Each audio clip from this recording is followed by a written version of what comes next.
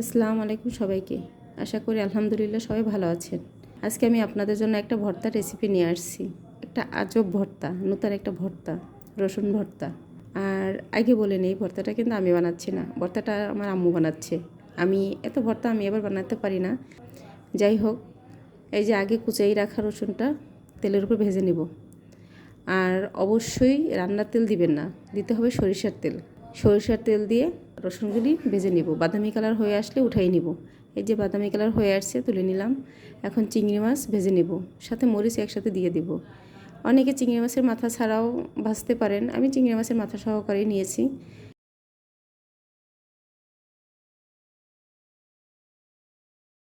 এই যে মরিচ আর চিংড়ি মাছও ভাজা হয়ে গেছে, এখন তুলে নিব। তুলে নেবার পরে এই যে আম্মু এখন ভর্তা বানানোর প্রসেসিংয়ে যাচ্ছে। প্রথমে মরিচ বেটে নিয়েছে এবং চিংড়ি মাছ, স্বাদ মতো লবণ দিবেন, কিন্তু পেঁয়াজ দেওয়া যাবে না।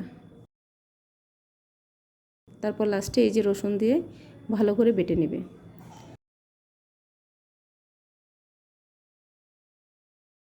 এই যে আমার ভর্তার ফাইনাল লুক, কত ইয়ামি হয়েছে।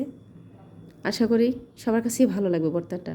গরম ভাতের সাথে রসুন ভর্তা, লেবু, অনেক টেস্টি হয় খেতে। আশা করি এই ভর্তাটা সবাই ট্রাই করবেন।